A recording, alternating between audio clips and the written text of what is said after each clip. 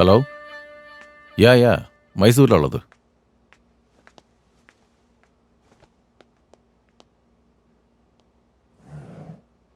ശരിയാ, അന്ന് 1 to 10 റാങ്കിങ്ങിൽ വിൽസന് അൺപ്രഡിക്റ്റബിൾ തന്നെയായിരുന്നു. Any guess 4 of the kind. അവൻ ജയിച്ചു. പക്ഷെ അൺഫോർച്ചുനേറ്റ്ലി ഞാൻ എൻ്റെ കാർഡ് ഹോൾഡ് ചെയ്തു.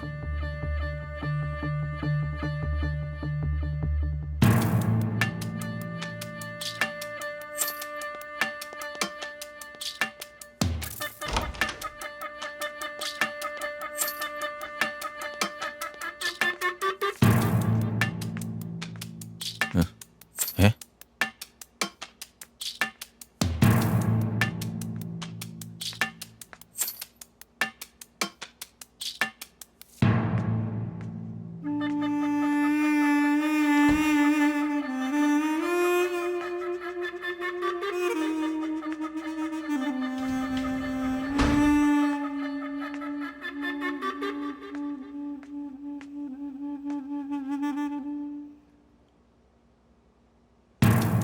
ഡാനിയൽ, ഈ ലാപ്ടോപ്പ് എങ്ങനെ നീ യൂസ് ചെയ്തോ? ഇല്ല.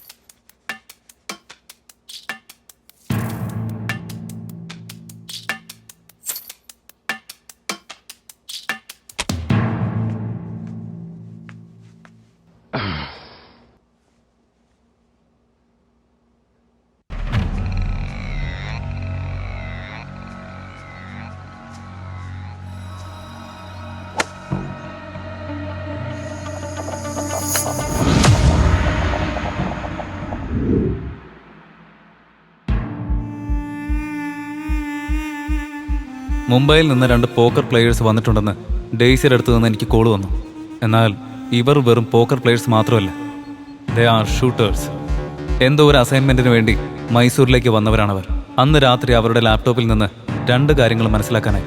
ഒന്ന്, ഞങ്ങളുടെ അച്ഛൻ്റെയും അമ്മയുടെയും ഇൻസിഡന്റിന് അവരാണ് കാരണക്കാർ. മറ്റൊന്ന്, ഇവർക്കിതുവരെ തോൽവി എന്നതുണ്ടായിട്ടില്ലെന്ന്. 2 പേരും ഡിസൈഡ് ചെയ്തു ഇവരുടെ 2 പേരുടെ പ്ലാനിനും ഒരു പ്രീ പ്ലാൻ ഉണ്ടാക്കണമെന്ന്.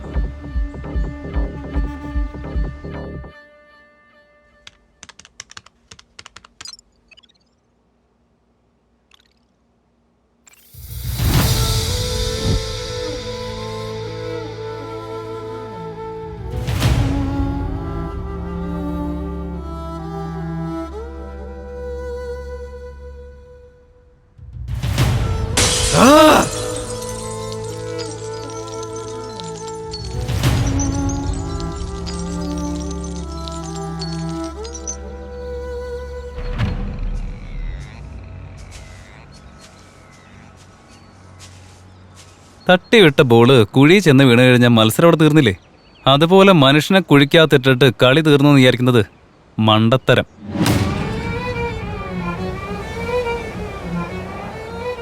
ഇസ് ഖേൽ കെ സാത്ത് സാത്ത് തുമാരാ നാടക് ഭി ജൽദി ഖത്തം ഹോ ജായേഗാ.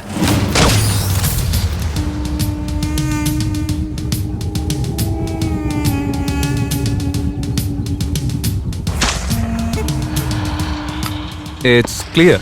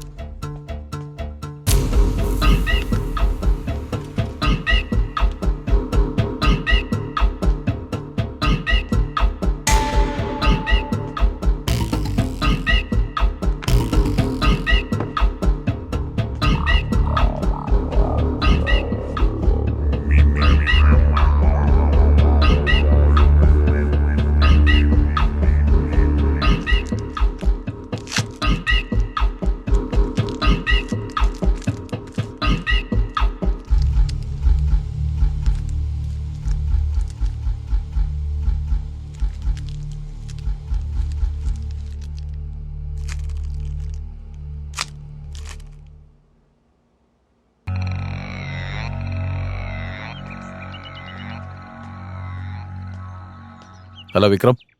Yes Wilson. ഞാനിപ്പോൾ 2 ഫിംഗർ പ്രിന്റ്സ് അങ്ങോട്ട് അയക്കാം. അത് രണ്ടും തമ്മിൽ മാച്ച് ആവുന്നുണ്ടോന്ന് ഇമ്മീഡിയറ്റ് ആയിട്ട് ചെക്ക് ചെയ്ത് പറ. It's very urgent.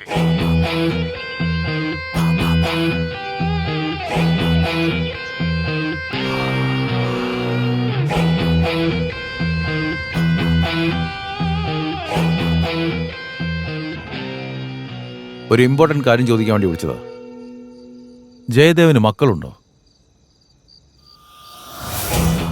അന്ന് പറ്റിപ്പോയ ചെറിയൊരു തെറ്റിന് ഇന്നതൊരു ആൽമരമായി വളർന്നു നിൽക്കുക. അത് ഞാൻ വെട്ടും. അന്ന് വിട്ടുകളഞ്ഞ് തെറ്റായിപ്പോയി. ശരി, ഞാൻ പിന്നെ വിളിക്കാം.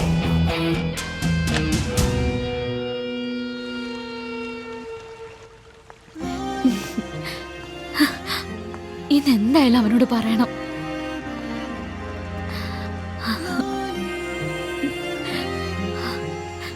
Hi Ankita, hi. എന്തു പറ്റി? എന്നോട് നിന്നോടേക്ക് വരാൻ പറഞ്ഞു.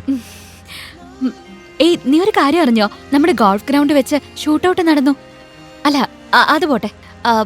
പിന്നെ അത് അയ്യോ, അത് ആക്ച്വലി അത് പിന്നെ ഒരു കാര്യം എനിക്ക്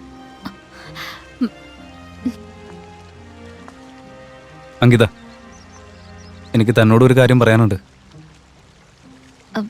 അങ്ങനെയാണെങ്കിൽ നീ തന്നെ ആദ്യം പറഞ്ഞോ. രാഹുൽ,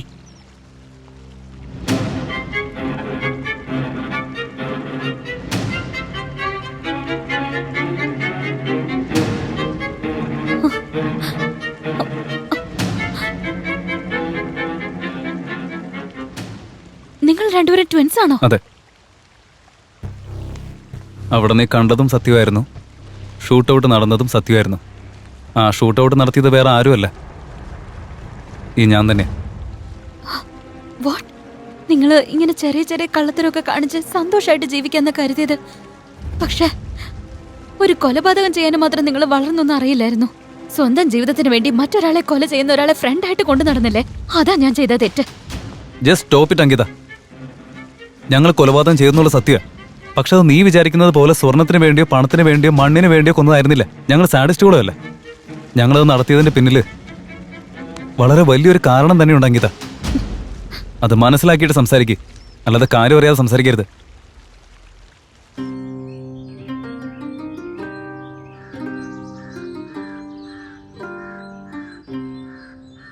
എല്ലാവരുടെയും പോലെ ഞങ്ങളുടെയും നല്ല സുന്ദരമായ കുടുംബം.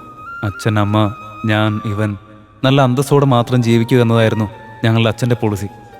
ഞങ്ങളുടെ അമ്മയാണെങ്കിൽ എല്ലാവരും സന്തോഷത്തോടെ ജീവിക്കണമെന്ന് ആഗ്രഹിക്കുന്ന ആള്. പ്രാർത്ഥന, മക്കള്, ഭർത്താവ്, ഇത് മാത്രമായിരുന്നു അവരുടെ ലോകം.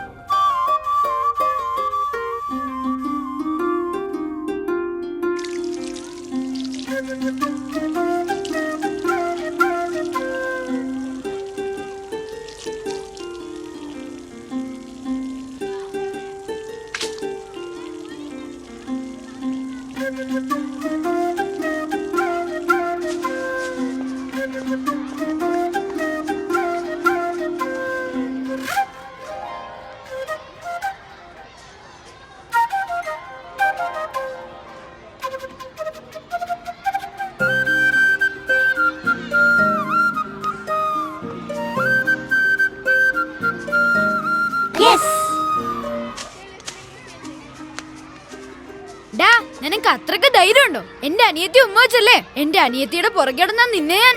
നീ എന്ത് ചെയ്യോടാ? ഒരു തവണ അവിടെ ചെയ്തു നോക്ക, അപ്പൊ ഞാൻ കാണിച്ചു തരാം. എന്നോടാണോ നിന്റെ കളി? നിന്നെ ഞാൻ ഇന്ന് ശരിയാക്കി തരാടാ.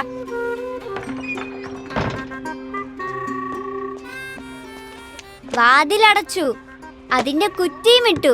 ഇനി എല്ലാ നിയന്ത്രണവും എന്റെ കയ്യിൽ. എന്താടാ നിനക്ക് നേരത്തെ കിട്ടിയതൊന്നും പോരെ? രാഹുൽ,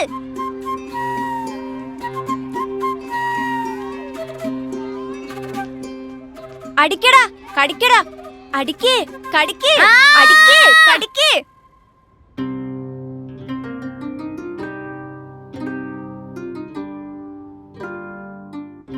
ചതിക്കുന്നവരെയും കള്ളം പറയുന്നവരെയും ഒരിക്കലും അച്ഛന് ഇഷ്ടമല്ല. ബിസിനസ് കാര്യങ്ങളിൽ വളരെയധികം സ്ട്രിക്റ്റാ. കാപട്യമില്ലാത്ത മനുഷ്യൻ. ചില സമയത്ത് അച്ഛന് ഓരോ കോളുകൾ വരുമ്പോൾ ഒരുപാട് ടെൻഷൻ ആവാറുണ്ട്. ഞങ്ങൾക്കാർക്കൊന്നും മനസ്സിലാവാറില്ല.